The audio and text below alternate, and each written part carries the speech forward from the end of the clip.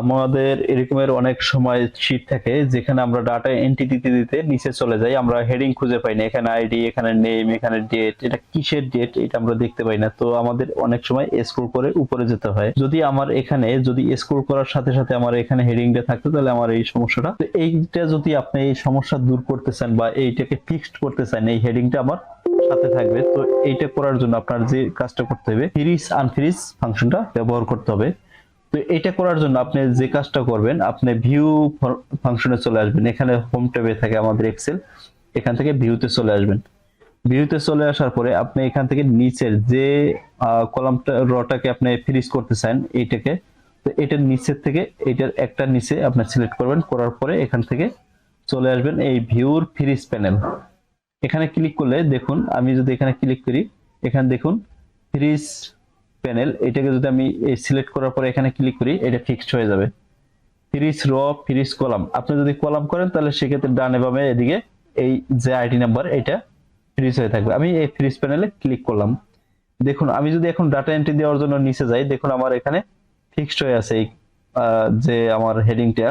তো এখন যদি আমি এখানে এন্ট্রি করি সেক্ষেত্রে আমার কোনো সমস্যা হবে না। এখন যদি আমি এটাকে আবার দূর করতে চাই যে আনফ্রিজ, দেখুন এখন আমার হেডিং উপরে চলে যাচ্ছে যখন স্ক্রল করি। তো এটাকে আমরা যদি এভাবে আবার ফ্রিজ করে দেই, এখন আমরা নিচের দিকে এন্ট্রি করতে পারবো। আমি বারবার দেখানোর কারণ হচ্ছে আপনারা যাতে বুঝতে পারেন। আমি একবার বলে গেলে অনেকেই বুঝতে পারেন না, যার কারণে আমি বারবার রিপিট করতেছি। এখন যদি আমরা কলামটাকে ফ্রিজ করতে চাই, এখানে আমরা কলাম সিলেক্ট করে দেব।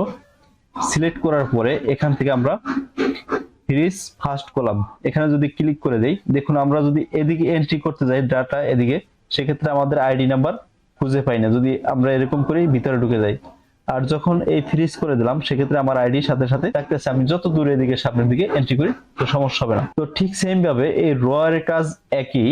এখানে আমরা যদি র সিলেক্ট করি, এখান থেকে সিলেক্ট করলে এই যে ফ্রিজ প্যানেলের কাজ এবং র এর কাজ ঠিক সেমই। যদি আমি সিলেক্ট করে এইভাবে করি, আর ফ্রিজ প্যানেলের কাজ হচ্ছে আপনি যদি কলাম সিলেক্ট করে ফ্রিজ প্যানেলে ক্লিক করেন তো আপনার কলাম ফ্রিজ হয়ে যাবে।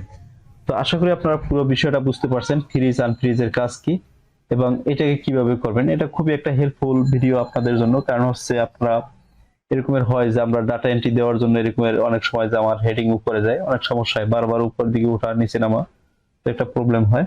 তো আশা করি এই ভিডিওটা দেখার পরে আর কোনো সমস্যা হবে না। আর আমার জন্য দোয়া করবেন, ইনশাআল্লাহ নতুন নতুন ভিডিও আমি প্রতিনিয়ত আপনাদের জন্য শেয়ার করব। সবাই ভালো থাকবেন, আসসালামু আলাইকুম।